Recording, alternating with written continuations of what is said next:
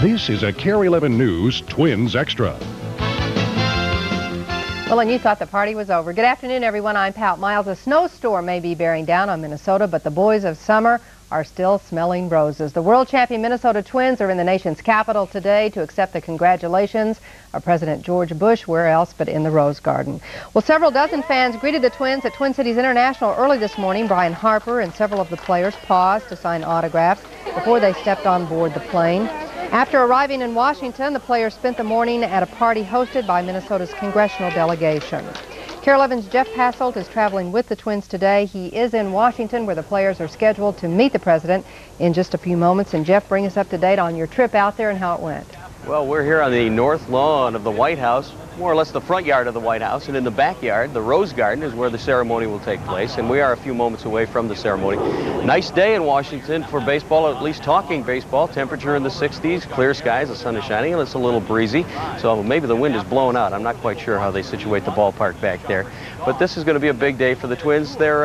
Their last road trip of the season, if you will, and today, rather than Morris and Smoltz going at it on the mound, they'll be meeting up with the president, George Bush. You get a look at the scene in the Rose Garden right now. A lot of people around waiting, better than 100 out there right now, and a good chunk of media from around the world, as is usually the case when the World Series champion pays a visit to the President of the United States. And it should go off as scheduled today. We're looking at about 45 minutes past the hour, the ceremony to get underway, because President Bush is scheduled to jump on his chopper Marine One and head for the Air Force One and head for Houston, Texas, where he'll begin fundraising for his next presidential campaign later this evening. I would imagine he'll also get in some time with his family, it being Halloween and all. So if you were wondering, not all the Twins are on hand here today. Rick Aguilera did not attend. He is busy with his brother's wedding, of all things. Junior Ortiz is not here. And kind of a tough day for Dan Gladden and Greg Gagne. They missed the plane this morning and they didn't make it to Washington, D.C. They were able to be here in 1987, so I guess they got a feel for it then, and they'll get a chance to watch on now as the rest of their teammates go through the official ceremonies here. Earlier today, the Twins coming to Washington for a get-together at the Senate, where Senator Durenberger, Senator Wellstone, and many congressmen from Minnesota greeted the Twins, along with, well, better than a couple hundred fans on hand. We were quite surprised at the size of the crowd outside the Hart Senate building here earlier today. And also inside, they loaded the corridors and all the balconies inside the Hart Senate building to cheer on the Twins. We were waiting for somebody to start singing the Twins Rouser. That didn't happen, but maybe we'll hear that a little bit later. And from what I understand, President Bush is now entering the Rose Garden, so we'll go to that.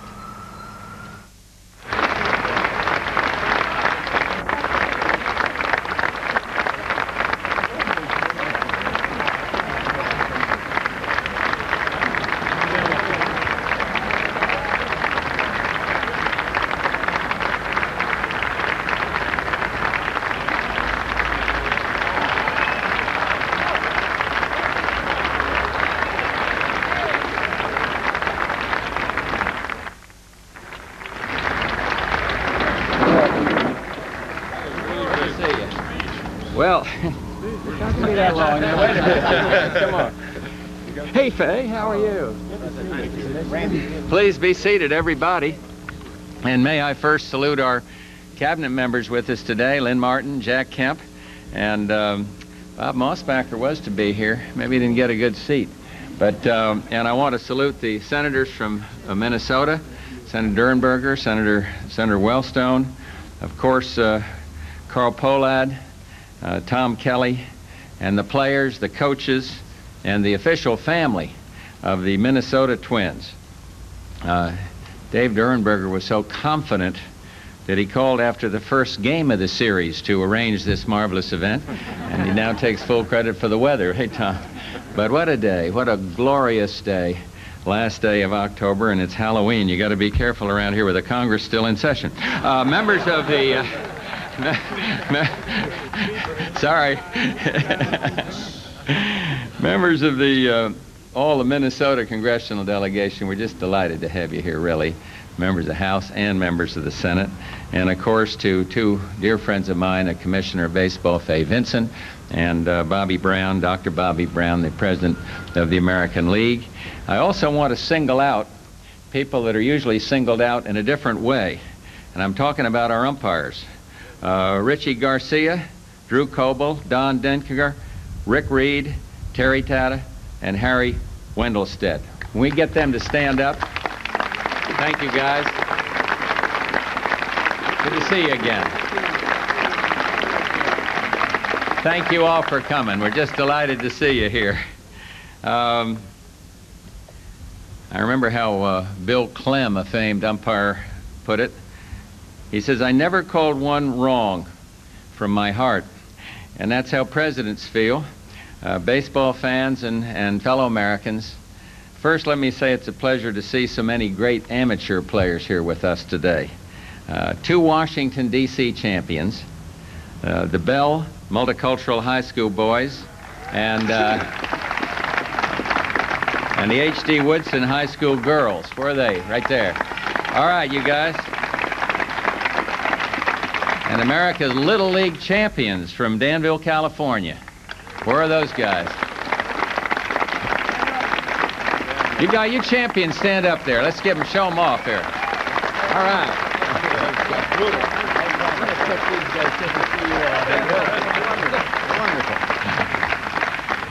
And we're lucky to have 4 Babe Ruth League championship teams with us today. They come from Cincinnati and Oakland, last year's World Series teams, and from La Crescenta, California, and Marietta, Georgia. Our son George Jr., the Texas Rangers guy, called and he wants me to scout all of you, so if you'll stick around after this. Let me welcome the authors of that championship season, the 1991 Minnesota Twins, a team that helped deepen America's love affair with baseball. It is absolutely wonderful what this ball club did for sports and for the spirit in our country. You showed why baseball is the most democratic of sports. It's also most Republican of sports, but whether in the major leagues or little league, what counts is the size of your heart and your dreams. And in 1990, I don't want to remind them of this, they didn't have their best year. They came in last in the West, American League West. And this year, they rose like Lazarus to win their division, beat Toronto in the playoffs, and then came the 88th World Series. And what a series it was. 5 games decided by a single run. 3 went extra innings. 5 games won in the last inning, and 4 in the last at bat. It was a series of indescribable tension, a fall classic for all time. And let me take a moment, incidentally, to talk about that other team in the World Series. What a season it was also for the Braves. What a tribute to character, to human character. They too went from worst to first. They too captivated this nation, and they made us hope that the series, like the season itself, would never draw to a close. Sadly, both now are over, but what memories you have given us of infielders, Chuck Knobloch and Greg Gagne, who I gather is not with us today. Chuck here. I think it was Abe Lincoln who said you can fool some of the people all of the time and all of the people some of the time, but it took Gagne and Knobloch to fool a base runner one time.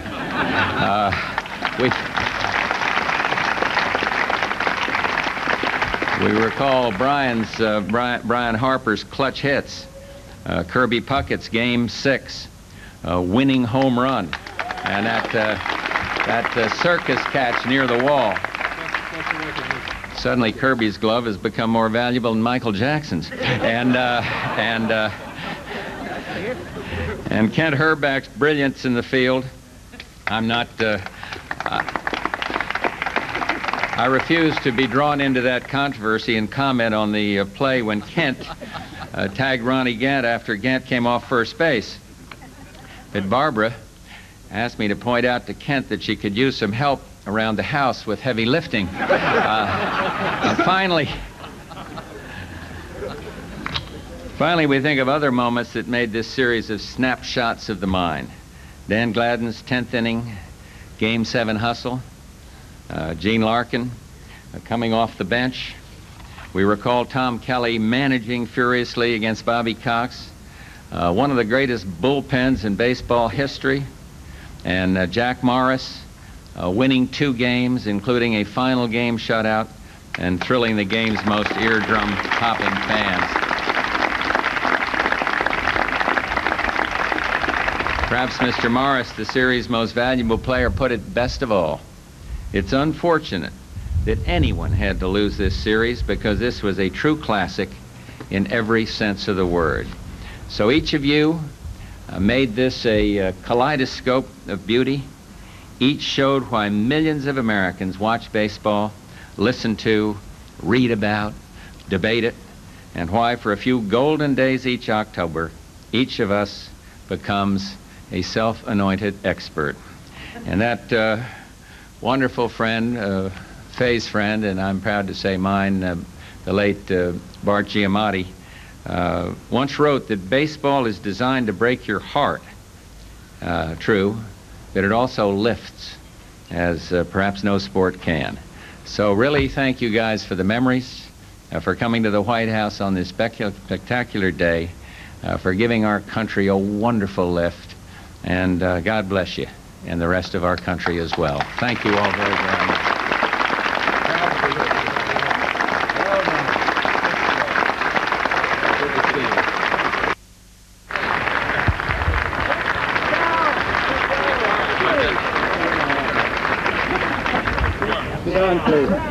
Well, thank you, Mr. President. On behalf of all of baseball, and particularly the world champion Minnesota Twins, we'd certainly like to express our appreciation to the President for taking time out from his busy schedule. I know he doesn't have very many problems. Based upon what I read in the paper, why the Madrid talks will probably be decided by some American and National League umpires. They might get further. But I'd just like to talk a little bit about baseball. Baseball, I don't consider it a sport. I always refer to it as a family culture. It's a family culture because, as we all know, it's a sport that all sizes, shapes, and forms can participate in, either as a spectator or as a player on the sand lots. And that's why it's a great, great popular game, and I'm proud to be a part of it. I'm proud to be a part of the Minnesota Twins. Our Twins kind of operate as a family. There's no bosses, there's no personalities, and I think I can attribute most of our success to the great family togetherness that we have. And I'd like to, on behalf of all of the Twins, thank you all for coming out here. And I know that baseball also is a game where families are involved. I speak of families. I think of the Griffith family. I think of the Bush family. As you know, the Bushes own the, George owned the part of the Texas Rangers. We play them quite often. And I always tell George Jr., we always like to have him finish a close second to us. And on the other hand, we've had some great competitive games with George Jr.'s team, and it's just been a great series. President Bush, we would like to officially make you a member of the Minnesota Twins team. So if you'd come up here, we'd like to give you a Twins jersey. That's great. Thank you, sir. Beauty. Gentlemen.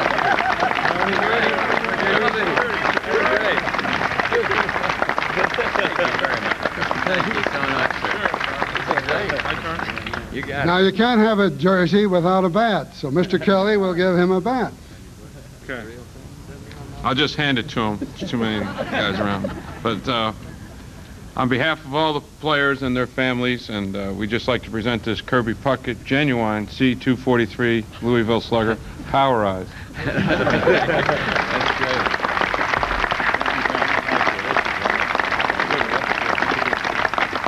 And Mr. President, we also have a glove and a ball, but I think one of your assistants has it over here. I tried to get Jack Morris to throw you a pitch, but they said it isn't on your program. Besides that, you might not catch it. Wait a minute. Hey, come on.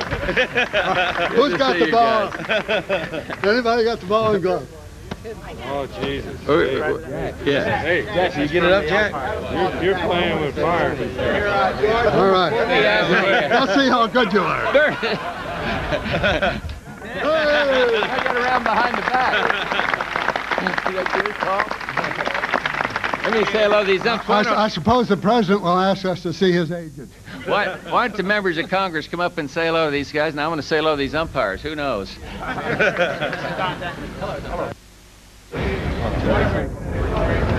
down, please.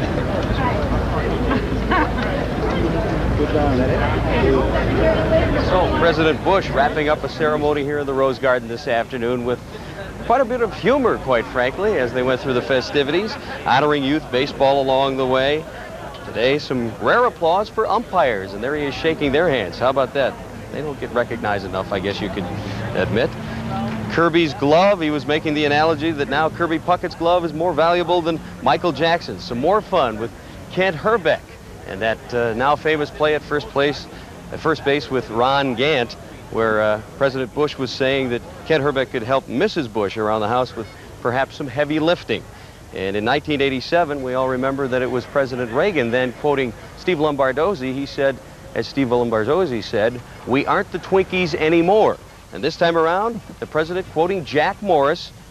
And I think we all agree it was a true classic, this fall classic. What a fitting way to close out a winning season for the Minnesota Twins. And they come up with another victory here in Washington this afternoon. Some of the players taking advantage of the opportunity to get George Bush's autograph right about now. And there you see two Bushes, Randy and George. And did you notice when they handed him the jersey, they gave him Bush on the back with the number 1. They had to make sure it was number 1. They couldn't give him number 25. That belongs to Randy Bush. Pat? Jeff, what are the rest of the plans for the day for the Twins? What's the schedule like?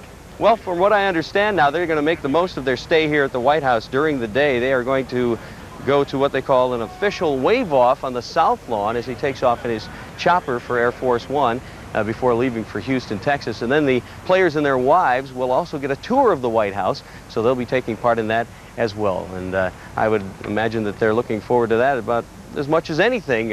Enough talk about baseball, they don't get a chance to come to Washington, D.C. very often. Well, that's for sure. You know, I thought it was, you mentioned earlier that they had a joint congressional delegation party for them. I know yesterday there was some talk between Senator Durenberger's office and Sabo's office having parties. It was nice that they came to some kind of compromise on that and included everyone.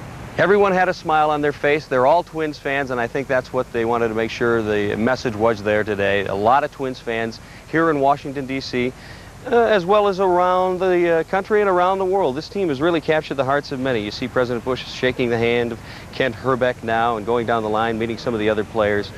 It's got to be a thrill for these guys to come as far as they did this year. I'm sure that if you would have asked them, after last season, if they thought they'd ever be here at the White House for a ceremony, they would have said not a chance, because quite frankly, they finished in last place. It's a long way back, but they made the incredible climb from worst to first, and here they are, baseball's World Series champion, and getting a chance to meet the president here this afternoon as part of his very busy schedule. They were lucky to fit it in. The Twins wanted to take care of it as quick as possible because these players, you know, it's been a long season for them, and now they have their lives to go about. Many of them live outside the Twin Cities in other parts of the country, and now they can head home and share it with the rest of their families. Jeff, speaking of that, what are some of the plans of the players? Are they off on vacations now, and what are they going to do? This is the grand finale? Yeah, well, this is kind of the grand finale. I think some of them have changed their plans since they went through the American League Championship Series and the playoffs because it got so hectic. I think a lot of them are just going to sit around the house for a little while and soak it in, maybe look at a videotape or two of some of their few final games in the World Series. But other than that, I think the real key is that they take it easy right about now, rest up, because they're going to be playing baseball come February again. It isn't that long before they crank it up again down in Fort Myers for spring training. In fact, Tom Kelly, Andy McPhail, and some of the Twins officials flew in from Fort Myers this morning, where they were down there with some of the Twins minor league people getting their instructional league all set up. All right. Well, you might want to mention to them that they're missing out on a classic here at home, our first snowstorm, and it's coming down pretty hard. I know they're all looking forward to heading back and taking in a little bit of snow. All right, Jeff. Thanks a lot, and congratulations again to the Minnesota Twins. That's going to do it for us this afternoon. We'll bring you up to date, of course, tonight at 5 and at 6 and at 10 on all the big doings at the White House with the Minnesota Twins. We'll see you then. Good afternoon, everyone.